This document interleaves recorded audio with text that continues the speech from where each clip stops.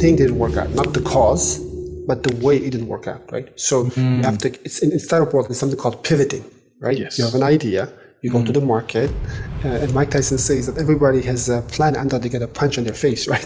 You go to the market says, yo, that's a great idea, or say, no, we don't like it. And you have to be humble enough, going back to the drawing board, say, okay, I got a punch on my face from the market doesn't want it, what else can I do, right? So, but once you know your true cause, as you say, once you know your why, how becomes much easier. Starting up a social media project, it's a crazy idea.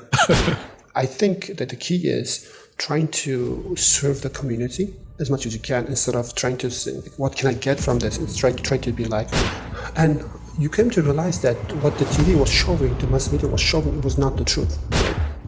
My first thing is that for everybody, try to understand who you are first, what you really want. It's very important, yeah. If you don't know what you want, everything seems a good opportunity. Yes. You know what I mean? So once you know what you want, imagine. Choose your niche, find your passion. This is what we hear from every successful digital creator. Why do we need to really take it serious? Many also claim to have visions, or else you are going to deviate. It's because the digital world has opened up numerous opportunities. Another challenge is consistent upgrades, downgrades, and outdates of technology. So you need to be super active if you enter this new world of possibilities. A new survey has revealed that massive 97% of the companies have had digital projects that have failed, with 22% claiming it as a frequent occurrence. Around half claim the failure happens occasionally. Only 3% of all companies surveyed said that their projects never fail. So my next guest, Maruf Yusupov, has taken up a niche that is much more challenging than any other regular projects out there. Let us learn from his experiences from the last 2 decades or so, his self-discovery, his passion, and journey of digital businesses. Brother Maruf is a serial entrepreneur who has founded many digital companies. He is a creator and a co-founder of Umaland, a social network for Muslims that has garnered over 400,000 users. Umaland has transitioned into a Muslim lifestyle network. Brother Maruf has also founded Halal Ad, an ad network for the global Muslim network. Offers a unique proposition, specially curated advertisements that adhere to Islamic values, targeted to reach millions of Muslims consumers online. A powerful alternative to Google Ads and Facebook Ads for the global Muslim market. Halal Ad ensures Islamic integrity and effectiveness for both publishers and advertisers, and many other projects about which we will be discussing during the interview. So make sure to watch till the end to scale your digital presence, and don't forget to leave a like, comment, and please subscribe. A lot of people know you because of the digital products and the online platform you have created, because I see that you have got a lot of work done similar to projects like Facebook, LinkedIn. You have learned a lot, and I'm sure you have got so much of experience which you can share it with us. And how did you start, and why did you start when it comes to digital products, especially when social media already there were some projects, and you came up with Umaland and other digital products, which we will definitely go further. But since you have started there, let's start from there, your background. You want the short story or you want the long? As best you can share, because people see your experience, and from there we will learn. Yeah, I think that's a good question. I like why questions. Yes. So one of the things, starting up a social media project is a crazy idea. And you have to be crazy, I guess, sometimes to start those ideas. So just a little bit about my background. I'm originally from a country called Uzbekistan in Central Asia. And this is where sometimes we get confused with Pakistan and say, no, it's Uzbekistan, it's different. And yes, alhamdulillah. And if you know Islamic history, Imam Bukhari was from there, Imam Tirmidhi, and even all the hadith scholars. Hadith, and also even the scientific scholars like Al-Khwarizmi, right? Even the founder of algebra, name algorithm comes from his name. So there are a lot of scholars we used to have in the past. Not much in the present time, but we're trying to catch up, I guess. So that's where I'm from originally. I've lived the first 20 years of my life in Uzbekistan until I had the chance to go to study abroad, namely Denmark. So this is where I came. So the thing is, Uzbekistan nowadays is coming back to their roots in terms of religion and Islam. Yes, but opening up. Exactly, but many years ago, it was. If you ask us, like we became independent in 1991. Until then, it was under Soviet Union. So a lot of it had a lot of impact on who we are, what we do, why we do. And if you ask anybody, even me, like, are you a Muslim? I would say, yeah, I am, but I barely understood what it really meant. You know what I mean? So when I came to Denmark, if you remember 9/11, it was 2 years after actually, but still on TVs, a lot of. Especially in Denmark, I think the whole Europe, probably in the whole world, that they were showing these are the Muslims, and you see people blowing up things, and you begin to ask, there's this gap, and say, like, in your heart, generally that Islam to be something peaceful religion, but what they show on TV is that blowing up people doesn't make sense to you.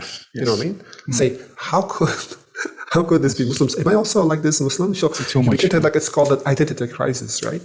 So for me that start asking questions, like, for me, even more fundamentally, was I was away from home. I was alone in a foreign country. You have to, as a student, I come from a family that's not, I would say, wealthy. So I had to earn my own ticket and I had to go there. Even there, I had to support myself, right? So I had to work, and you have to wake up sometimes 4 a.m. So much snow, cold, you have to deliver papers. You begin to think, why am I doing this? Why do I need this? And so for me, that was like starting this soul searching and saying, it's like, okay, why am I here? What do I do? What I do? And to be honest, I didn't want to start with Islam because at this, first of all, I didn't understand Islam properly, right? Where I come from. And also the second, what is going on, I didn't want to associate with myself with people who do harm to other people. Let's put it this way. So I said, I'm more like a scientific guy. I said, let me start with science. What the science says about who we are, what we do. And if you do, you will understand. You can learn biology, then you go to cosmology, how the thing started. And you find out soon that everything that today the science believes, everything started with the Big Bang, billions of years ago. But that it stops there, right? Then the rest is speculation. How it happened, why it just, there's speculations. And I just think about, for me, that I'm a lay common person. For me, nothing comes from nothing, right? There must be some originator, designer who started the whole thing. So even I think the science try to understand the how, but they don't get to understand why. So my why, I have to come back to religion. Even come back to religion, I started doing comparative religion. I started to understand what the world religions say, and you begin to see patterns. The pattern is, you will see the Abrahamic religions, right? Judaism, Christianity, Islam, the one God. You see like a pattern, the one God sending messengers, upgrades like to the system, right? Upgrades, Islam to be the latest software. And on the other hand, there are different religions, like they talk about different gods and thousands of, it seemed to me like it's like people, making up things. So I said, it doesn't make sense to me, right? They contradict each other. However, so pattern, the Abrahamic religions, I began to understand. And then, so when I understood that Islam is the latest software, latest update, so I just went back directly to the source. And it was that time first, actually, I began to read Quran with understanding. Let's put it this way. So once I did it, it just affected me, alhamdulillah, in a way. And we believe in guidance from Allah subhanahu wa ta'ala, but if you're open, if you're sincere, if you're searching, and He will find you in a way that I'm grateful to Allah subhanahu wa ta'ala that guided me to Islam in that way. So even though I was born against Islam, I have to rediscover Islam, right? From the scratch. Yes. So alhamdulillah, that was good. And at that time, so just give me my professional background, I studied multimedia design.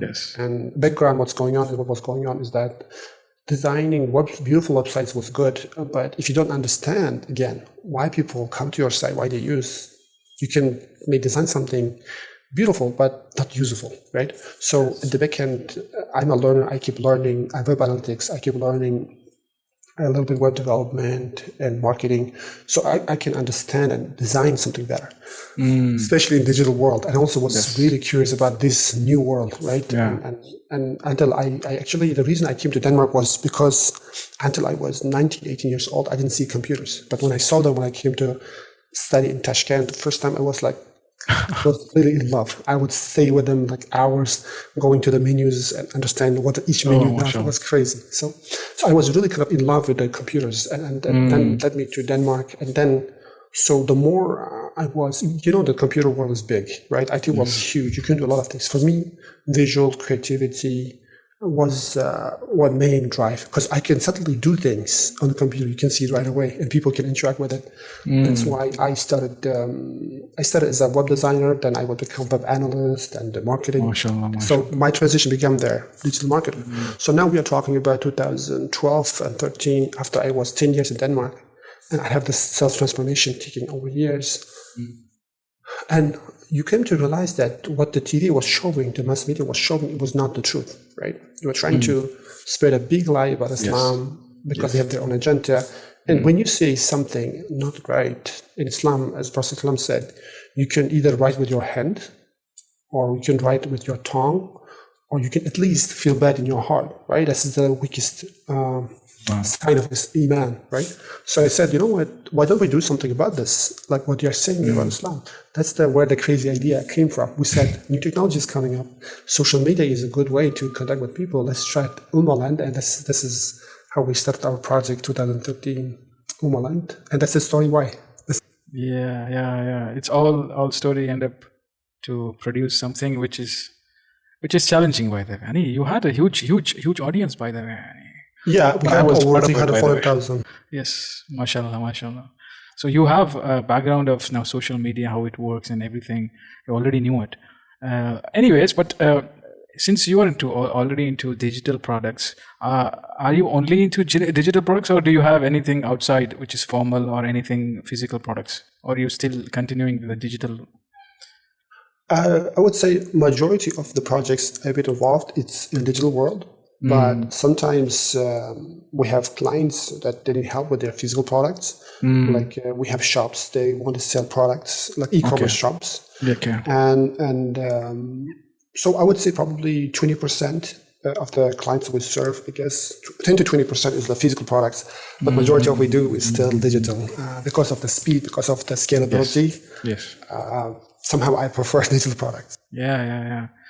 So, what do you think, Yanni? Is it creativity which is pulling you to be on that side, or anything else which is not like letting you not to go on other things other than digital side? So I don't think it's the creativity alone. Like for me, to be honest, that it's about one of the reasons is For example, like. I remember one of the early du'as I made to Allah subhanahu wa ta'ala is that when you want to get into, even before Umaland, is that, look, if even today, if I want to work for the general audience, I can just send up my CV or get a job, the marketing position, a company, I can do that.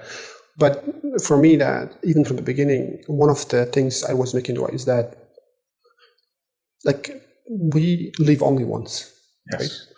It's just we have only limited time on this world. Is that once you understand something, let's say, once you understand this underserved Muslim market, or the story being told, I didn't know at that time what exactly I'm going to do and how I'm going to do it, but I said, you know what, Allah subhanahu wa ta'ala, give me the guidance and provision that let me serve you this way, right, in this path, for the Ummah in a way.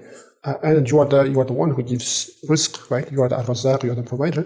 Give me the risk, so this way I serve, that I provide for my family here, but I also earn for my akhirah. Does it make sense? MashaAllah.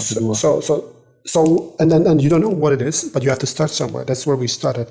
And for me, that if you look at the things we do, it's been serving to the Ummah in one way or another. For example, if you look at Al-Huda or Halal Ad, we saw there is a need for a marketing agency for Muslims specifically. Yes. And that's why we created Halal Ad. For Al-Huda is a streaming platform for Muslim kids because it's important. That's why we created that. And the Quran era, right? Quran reading platform for kids. And now we are building, for example, halal training platforms or halal banks. And there's so many projects that are coming from the Muslim audience. And in some way, they are the pioneers. It's not been done before. Like, there's no halal trading platform in the world.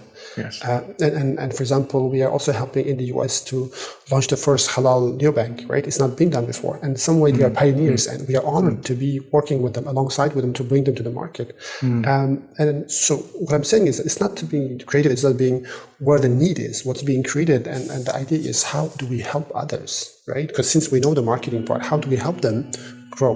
So with the, as less as fast as they can without doing many mistakes, hopefully, inshallah. Inshallah, Does that make sense? inshallah. Yeah. For sure, it's not alone creativity which is pulling you and doing you, making you to work so hard. So since you started even halal, ads, how did it start? Yani, what is the background for this? Yani, what was the reason for you? Yani, is it only like there was a need, or there is a specific requirement which you found? Yeah, that's a good question. So you see, Halal Ad started. So remember when I said that we started Umaland, right? We started to monetize it. We could not. When we were working with the users on Umaland, we saw that people were interested in placing ads, right? Okay. So even though as a social network, it didn't work, we knew there was a need for the Muslim market. That's when we started offering marketing services. Since I have the background, we started offering marketing services, right? And what also happened, instead of just working with the Umaland, we started working with partnership with other players, right? Larger Muslim web apps or Muslim mobile apps. This is where the idea started to be. Mm-hmm. So when it is coming to halal ads, you are going to open a door of regulation. You are going to open a door of dark side of psychology. You are going to open the door of Muslim community where they have kind of halal police to check on you, like how are you doing it? Because there are different ways. There are many ways to do the marketing ads, and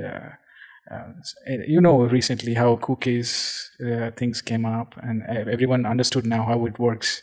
If you are visiting any websites, you have to agree on that, and still it is like forcefully made to agree. This is a different story. So halal ads, how that works? Is it working in the halal way?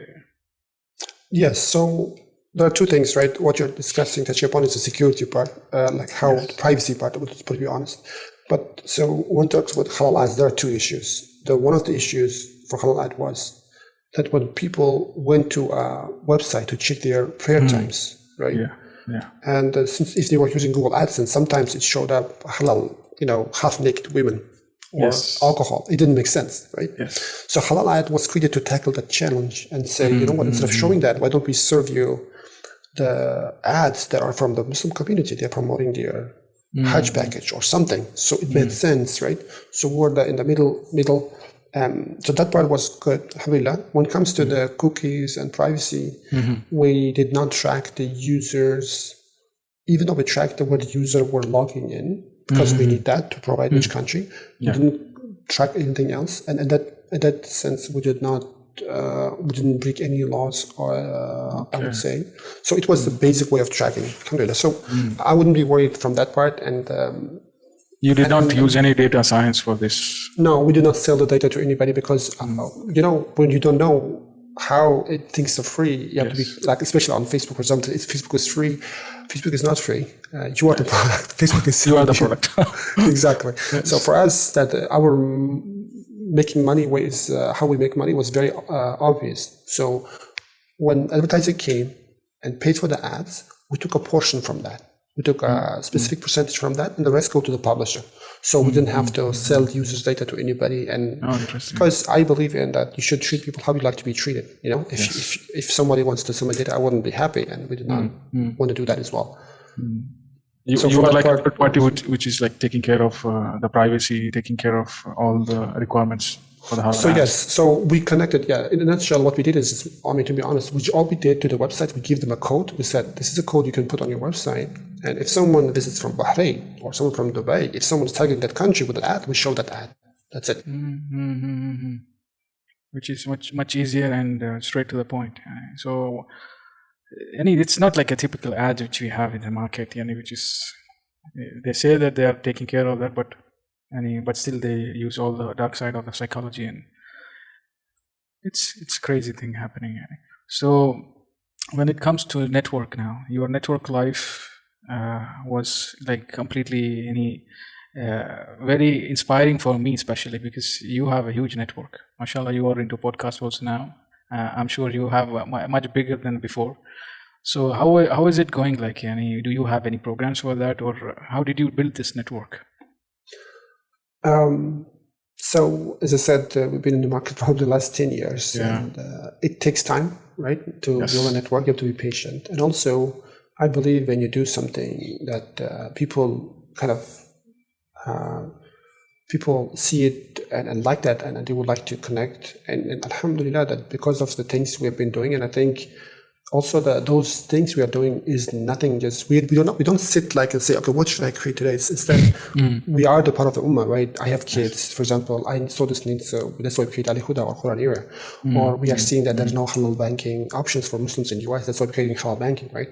So everything is a base need. So whenever the people see a need and people connect with you, and I think that the key is trying to serve the community as much as you can, instead of trying to say, what can I get from this? It's try to be like, okay, how can I help this person? Or how can I help this person today? Without expecting a return, because we believe the return is from Allah subhanahu wa ta'ala. And I think that, I believe if all of us, if you do that, other person feels the genuine connection, not like trying to trick someone, trying to get something. In the short run, nothing works like that. Instead, be open-minded and try to serve. And like, we don't, to be honest, I don't personally expect anybody doing anything. We expect only from Allah subhanahu wa ta'ala, right? That the rest is, I believe generally people are good. And when you give them, they don't want to take away. Some people may take, that's okay. That's okay. And some people, they want to pay back. Some people want to help. Some people want to work together. And slowly we build a network. I think that there's no secret that you can do it 24 hours. It just takes the work time. which has led you to get connected. Yeah, I think it's Allah subhanahu wa ta'ala's mercy and connecting us over different projects. And it just takes time, and you have to be patient. And Yes. alhamdulillah. You have any program for them? Any basically like keep What do you mean by program? our mastermind or any kind of So what I used to do some, but due to right now the nature of my work, I cannot do a lot, especially with the one-on-one. So what I did recently, I don't know if I shared with you, is that I created a group for Muslim entrepreneurs and startups. And, so this is my way of connecting community in a way. But maybe inshallah, once I have more time, maybe I try to create like maybe weekly live sessions. If anybody has any questions, especially in the startup world, entrepreneurship world, they can come and ask us. I think the last thing what we are doing is now, I will mention later as well, is the Salam Fund. We're creating a fund for early stage startups so they can come and get advice. But later on, if their products are actually good, it's going to the market and getting good traction, and even we might end up investing. You'll be funding those projects. Okay. Inshallah. So that's our way of trying to be open and because you have a very good network which can be really streamlined to a proper mastermind programs and create a Shark Tank like system which will really. I think the creating funds, availability of funds for such projects will definitely help. And that's kind of you're building already the mastermind group. Inshallah. We want to start small. Like we don't want to say like big. It's just starting small and trying to be consistent, right? Inshallah. Yes. But Ari, when you enter into the digital, platforms, all the experience which you have, and you have streamlined to more into like Islamic.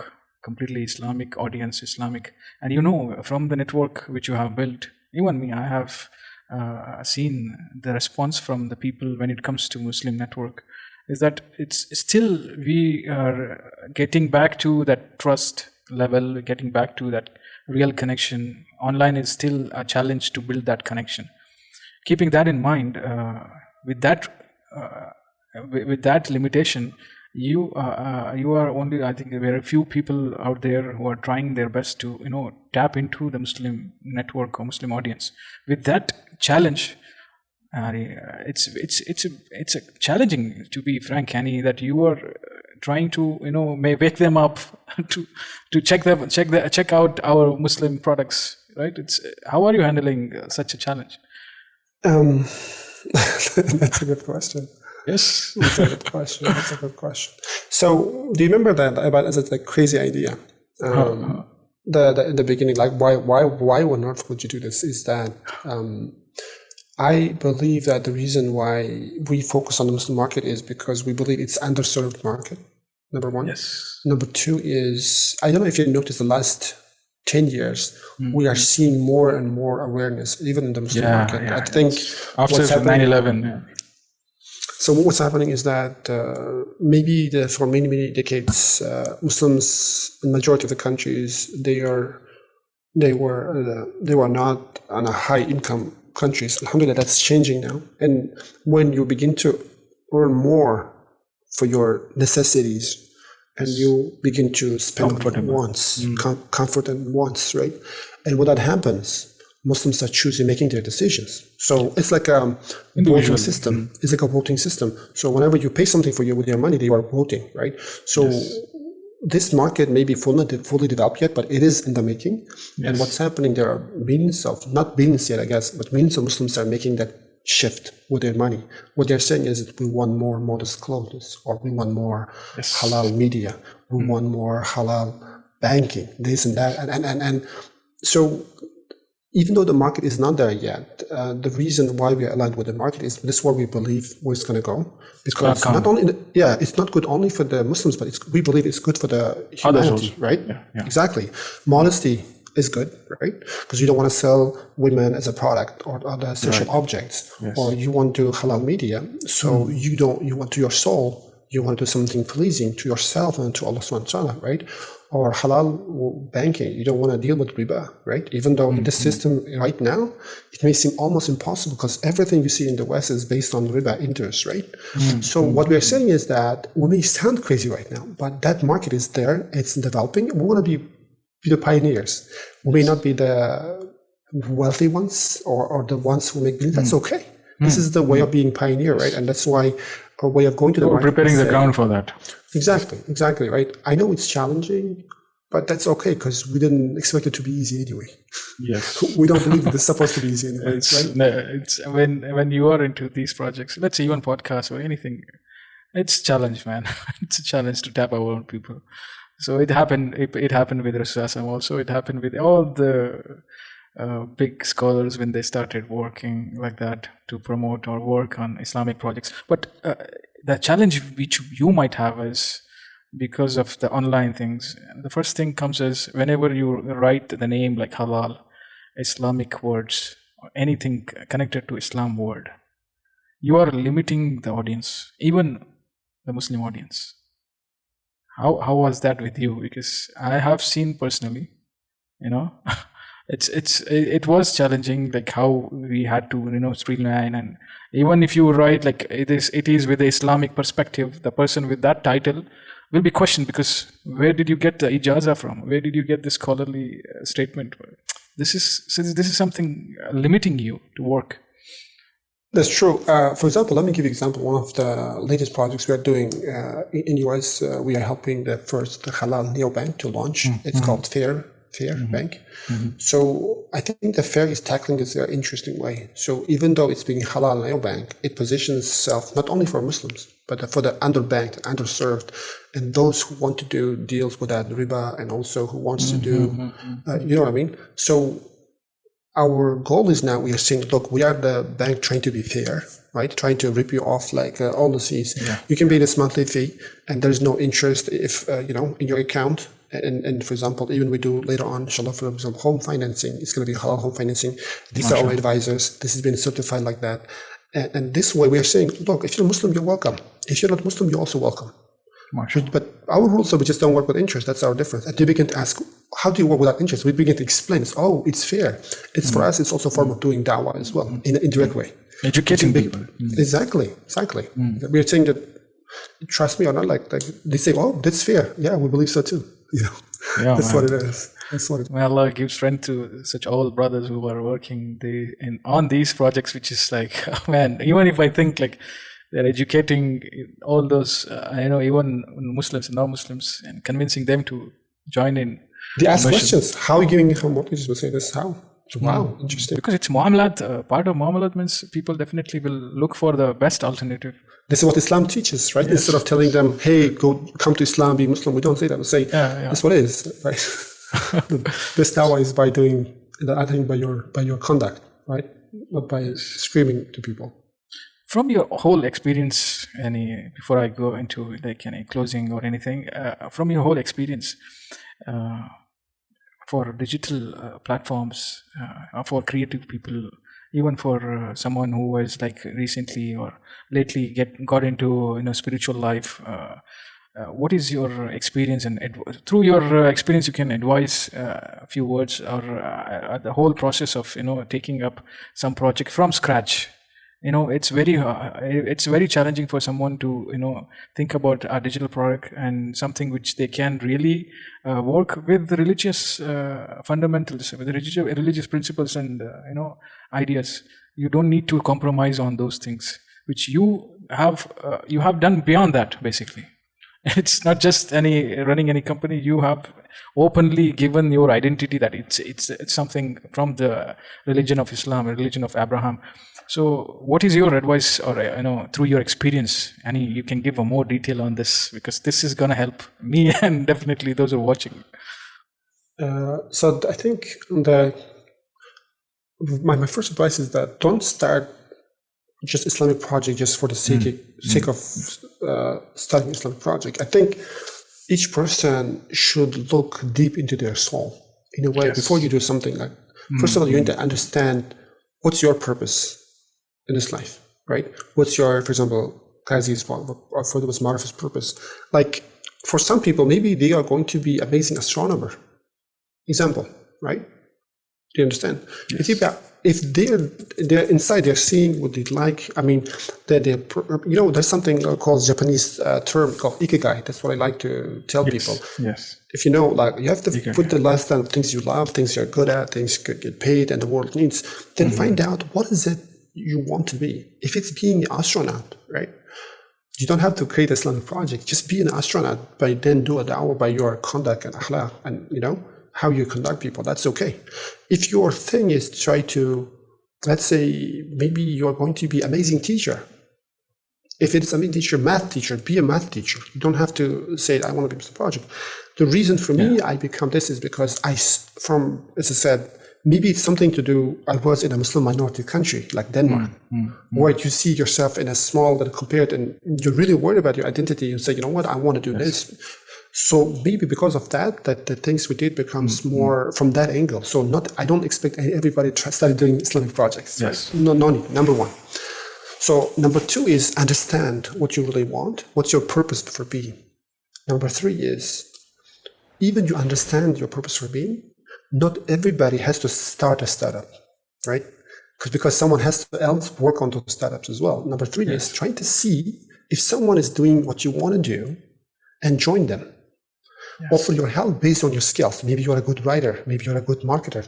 This is what I also find out for myself as well, right? Yes. And number four, if you know what you want to do, you see, I'm telling you the last one, number four. If you really know find out what you want to do, if you have the skills in the team, if that product not in the market, then go for that. Then create that thing, because you're creating something that's not been there yet, right? Yes. That all makes. Don't try to create the same thing that other people are creating. It just doesn't work most of the time. Something new. Exactly. So, for example, like we said, we create the Quran era because we don't know any other Quran gaming platform that teaches kids by playing games. There are a lot of Quran academies. They're teaching the old way. This is alif, this is ba, this is ta, tha. We didn't want to do another of that, right? We just think of from the ground up. Creativity. How we teach kids. We know the kids are playing. We know they like games. How do we connect the games with the Quran? You see, there's a different approach. That's why we create the Quran era. Otherwise, will be no interest in creating another Quran academy where where the teachers teach the same thing to kids. Does it make sense? Yes. So that's my advice. So it's like last option. So because see, why I'm telling it, because the digital platform has created so much of opportunity for people to do a lot of khair in that. So now how do we decide on that? Because it's very challenging for anybody to make a decision with so many opportunities freely available. It's either diverting or some way connecting to the online or ongoing things for some of them. So maybe you have done something already, or some projects are going on. They're connected with the digital now. So it's attractive. It's very attractive. Like the way the last 2 years has changed the whole scenario now. People have taken digital transformation as a very important thing. And you are coming from that background. So how do we decide on that then? So the question is not digital or physical. The question is not like out of this thousands of them, what should I choose? I think I will reiterate my question again. First, my first thing is that for everybody, try to understand who you are first, what you really want. Right? It's very important, yeah. If you don't know what you want, everything seems a good opportunity. Yes. You know what I mean? So once you know what you want, imagine, for example, I do my research. I want to be more, I love teaching and I love math, right? Yes. I'm just giving an example. Okay, I want to be a math teacher. Once I know that, if someone is teaching me to be an astronomer, I may say, that's good, but I'm not interested in that. Or if someone trying to encourage me to be a marketer, I say, well, I'm not that person. I love teaching. I love math. This makes sense. So once you know what you love, your path becomes clearer, right? Where you want to go becomes, because you need clarity. Without clarity, everything is a good option. So you need a clarity, and your options becomes, you'll still have a couple of things you need to choose, but sometimes you may need to go option 1, option B, option C, so to see which one makes sense. Because sometimes you think you love math and you love teaching. When you try to be a math teacher, you may not like the experience. Maybe it's something else, right? So the key is try to be open-minded and say, I'm going to find it and try it. Because not theoretically, but you have to try it and experience. That's where the key lies, right? Once you do it, and there's something, there was this Mikhail, I think has a book called Flow, right? I don't know if you heard about it. Yes. So once you do what you really love with the purpose, you will be in the flow. At that moment, it's not about the money, it's about what people other think. You will in the flow and you'll be living your true potential, you know? Yes. You will begin to make a difference. And I believe that's what Allah subhanahu wa ta'ala wants from each of us. Try to live our true potential. Unfortunately, most of us, we live life that seeking opportunities because without knowing ourselves. So I think the thing should start from within, to getting to know who you are, getting your purpose and clarity. Yes. That's my answer. Yes, perfect. So I would say because this is something which makes us go back. This is something which in the channel also I make sure that we are discovering ourselves, discovering our true potential before jump into anything, or find your exact context why you are doing it. Because when you are in the process, I'm sure when you were in the process with all your experience for more than 15 years now, did you experience losing out on your context and getting back?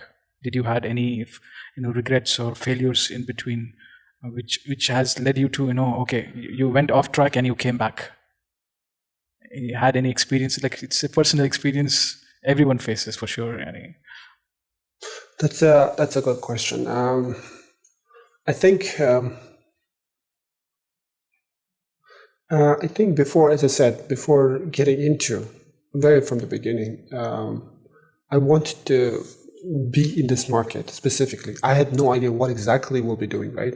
Yeah. We had to try so many different things. Yes. And for me, that it was the thing didn't work out, not the cause, but the way it didn't work out, right? So you have to, it's in startup world, there's something called pivoting, right? Yes. You have an idea, you go to the market, and Mike Tyson says that everybody has a plan until they get a punch on their face, right? You go to the market says, that's a great idea, or say, no, we don't like it.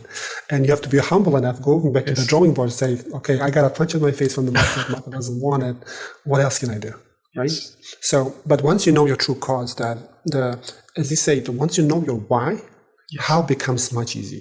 Because you just know, okay, like as I say, the Thomas Edison, when the one reporter asked you, how do you define your 10,000 fails, developing the light bulb? He said, he framed it. The key is he frames. He said, I didn't fail 10,000 times. What I did is I figured out 10,000 ways it doesn't work. Yes. So the thing is, for us, is okay, it streamlining things. Yeah, it didn't work out, but we believe in the cause.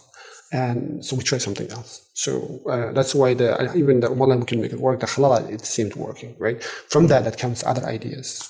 Mm-hmm. So for me, that it was like you had a project. If something went wrong, you evolved from there. You came up with something better, mostly. Yeah. Some you learn, and to be honest, like along the way, there were some other projects I was involved, not directly related to the Muslim market. Even though they bring some income, my heart was in it. So what I understood is that once you have this purpose, Yes. trust me, like alhamdulillah, in this day and age, there are so many ways to make money. Yes. Right? We are blessed, to be honest. Yes. We are not. We are in way the back- best century. Yeah.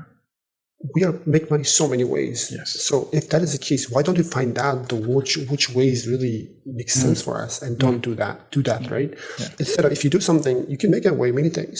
But if you're not hard in it, you'll be like No, it's really you'll hard. be excited. You know what I mean? So that's what I find out. For me, from what I learned, I'm really interested in entrepreneurship. I have interest in, startups. I'm interested in marketing. I'm interested because of the I'm interested in psychology, or why we do what we do. And also even the habits and the human psychology. And also the last but not the least is the Muslim, serving Muslim Ummah. So what I'm trying to put, if you look the things, what we did is like try and connect the dots together. Yeah. Entrepreneurship, right? Marketing, and the Muslim market. So everything we do, like look at the past, it includes those elements. The more things you include, you're good at and you love, I think the thing you're going to do will be more joyful. Sometimes it may work, sometimes it doesn't financially, but you still, by doing this, you're getting the joy and the reward, I believe. If it doesn't work financially, because it should work, otherwise you cannot keep on doing, then you have to do a pivot, that's something that works. Right. I think that's Mashallah. That's the path I took. Mashallah. So, did you envision these things, or it happened along the way? To be honest, I don't think as humans we can see the future or envision unless we are blessed or given some help. But as I said, in the beginning, it was fuzzy. You don't understand. You know why you want to do, but you don't know exactly what it is. But you have to take the journey. And once you do, then you have to be very mindful and aware of what's happening. For example, with Ali Huda, I had 3 young kids, and I can see them watching and saying, why don't we create this thing? They have an alternative, right? The similar with the Quran era. And now, for example, we are doing because of the works we did with Wahid and helped them to be one of the, alhamdulillah, the largest and halal robo advisors. So other companies to try to come to us as a marketer and say, how can you guys help us as well? We said, okay, we'll help. And because we believe one of the companies we're working is Amana Trade. We are saying, even though we are doing a halal trading platform, but our goal is not just only that. We want to educate Muslim Ummah about finance, about money. And the reason is that we believe that many Muslims, unfortunately, not only Muslims, I think many people, they have a taboo or they have a misconception about money, right? Yes. They either do want to talk about it, or some of them they talk too much about it. They're the main cause, right? The key is the balance in the way, right? The balance is there's nothing wrong to be rich, right? Money can be in your hand, not in your heart, right? Yes. If you're rich, that's good. Like you can help others. Yes. But some of us, they shun away. We say, oh, it's rich too much. No, what the money does is that money is actually amplifies what's in your heart.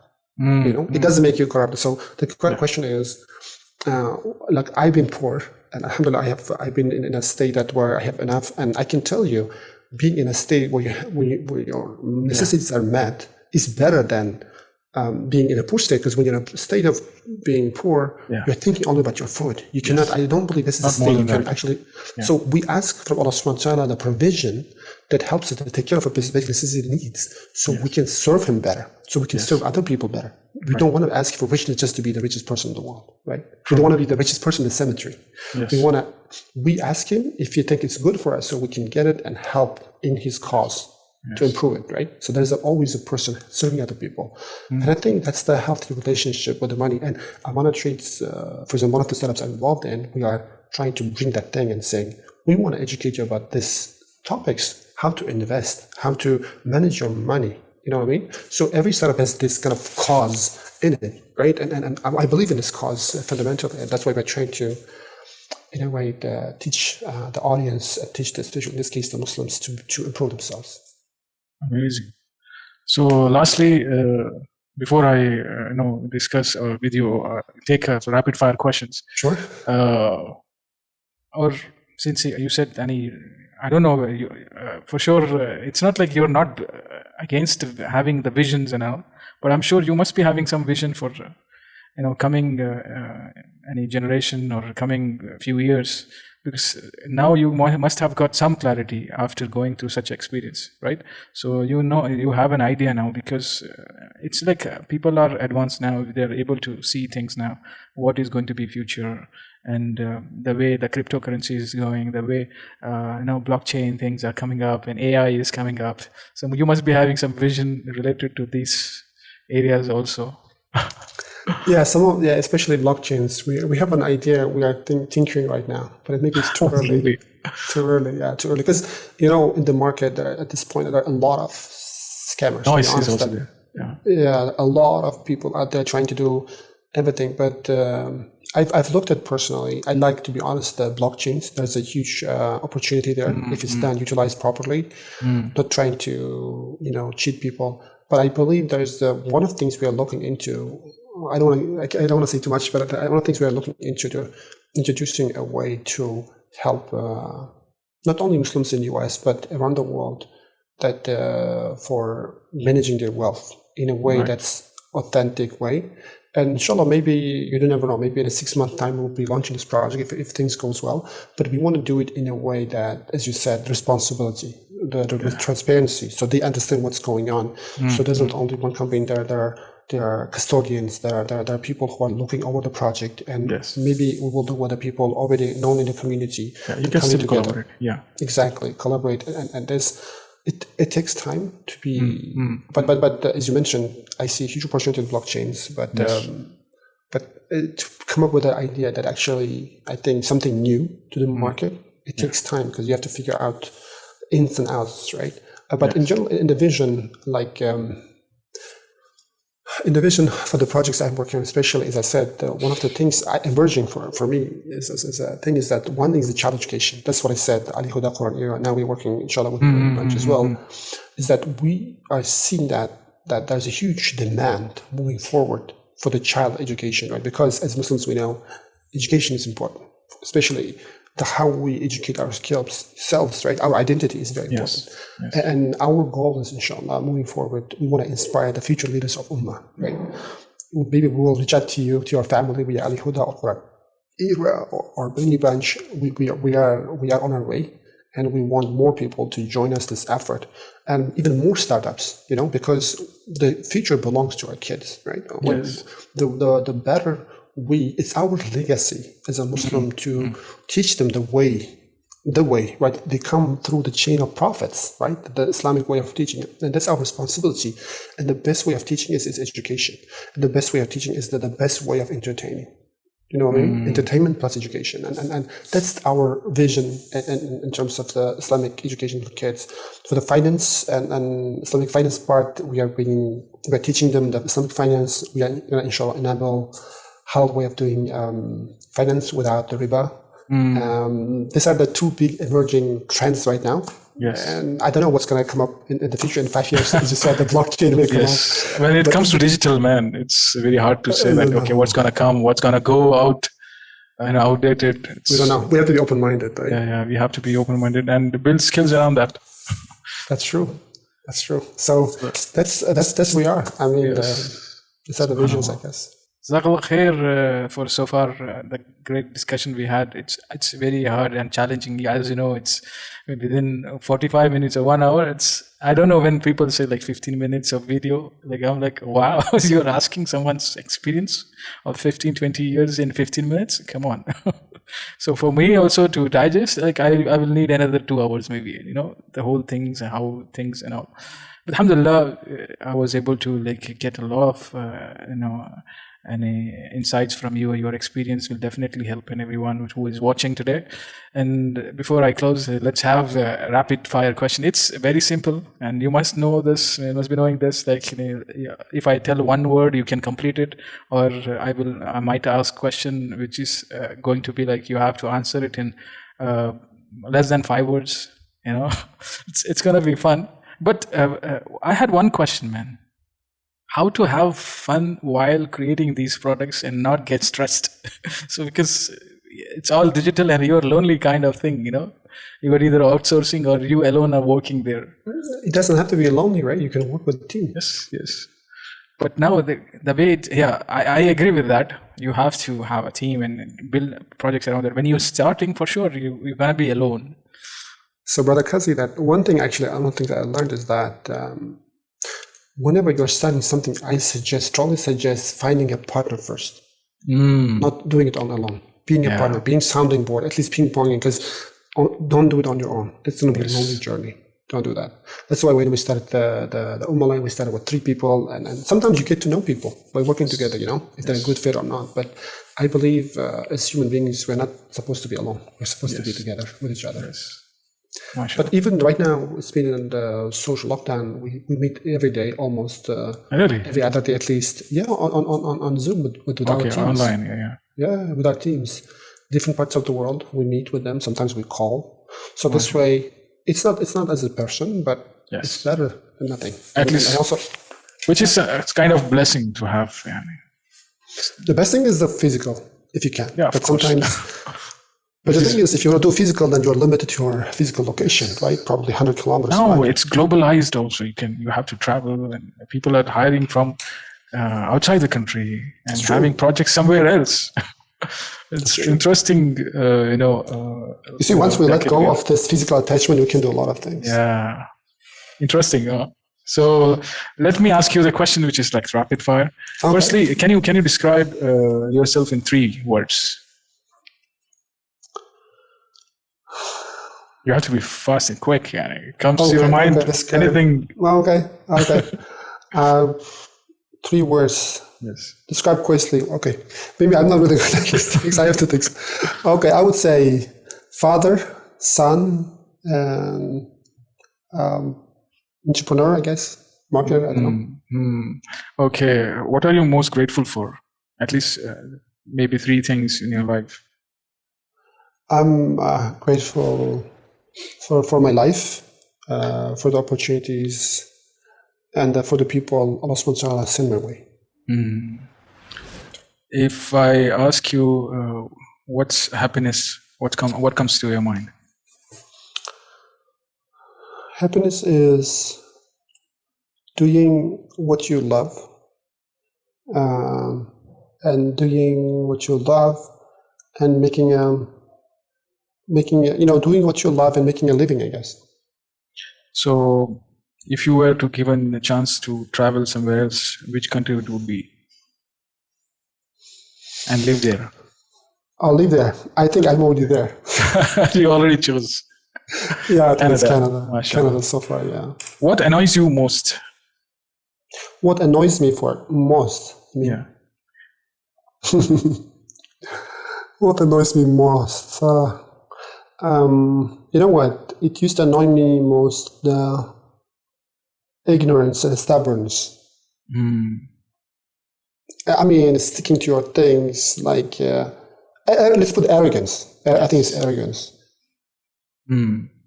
How about any social media? We are into social and digital things. So who is that social influencer you see on YouTube as a special now? Well, I don't watch YouTube much. I don't know, but I think on Facebook, I watch Suhaib Web. Sometimes he does live sessions for spiritual knowledge. Yes. What is the new technology for the future? New technology for the future. I think 2 things come to mind: AI and blockchains. Yes. So you already told a few things about money, but in few words, what comes to your mind when I say money? Money is just a resource to get the things what you want. Getting old? Okay, sorry. Second? You wanted to continue? Yeah, so the money, the best example for the money is that it's like a gasoline in a car, right? You don't buy the car to buy gasoline. You buy the car to go somewhere. So gasoline is like money you put into the car to go somewhere. That's the fuel. So if you make your life's purpose as like buying gasoline, it would be such a pity life. Yes. So getting old what is it like getting old? It's getting closer to Allah subhanahu wa ta'ala. MashaAllah. And what comes to my mind for you is How about US, man? Why not US? Why just Canada? I think Canadians are nicer people in general. I mean, there are a lot of nice people in US as well, but I think more violence in US because of the gun policy, I guess, and especially in some areas. But I think in that term, I think I find Canada to be nicer. But I'm open. I may do business with US a lot. MashaAllah. It's a huge market, of course. It's a huge market, 10 times. You already shared a few things on projects, not few, a lot of projects. So what is that project or what is that dream you never said out loud? So you are telling it on Righteous Rich podcast today. Yeah, one of the things, inshallah, based on the experience we built, we are going to launch a new fund, inshallah, called Salam Fund. Okay. This is where we want to bring Muslim entrepreneurs, Muslim investors together, even strategic partnerships together to work together is in union. Many people talks about union, power and union, but not many people actually practice it. So to be done there, yeah. Yeah, that's what we want to show it. I hope that brings many. Leading by example, inshallah. Leading by example. So I can share the link. You can share as well. It's called salam.fund. You can share as well. MashaAllah, you're already on it. MashaAllah. Yeah. Sort on. Jazakallah khair. So lastly, how was this interview for you? Alhamdulillah, it was good. It was talking to a friend. Very casual and something which helped me to see like how someone has gone through personally his experience with Scratch, a person who has discovered and then entered into something beyond, which requires a lot of experience. But you, lastly, before I close, did you have any experience of other work before you entered into the Islamic projects? Yeah, sure. As I said, I studied the multimedia design in Denmark. Not just studying any. You had any kind of work done? Sure. Yeah. So right after study, I started working as agencies as a designer first. But then I understood that just designing wasn't enough, so I began to learn analytics, then the marketing, right? So I kind of grew. That's where made you come up. I was working in one of the largest companies in Denmark before I stopped my career and began to work. Okay. So Jazakumullah khairan, brother. It was great talking to you. It was great discussion. I will be waiting for your YouTube channel for the podcast, which you're already doing it with the amazing people. Probably you give me a good idea. Maybe I will start doing it as well. I have to learn from you, by the way. So inshallah, I'll definitely see how we can see together, bring a lot of people, to have a conversation like this and connect. Jazakallah khair, and be in touch, inshallah. Assalamu alaikum wa rahmatullahi wa barakatuh. Wa alaikum assalam.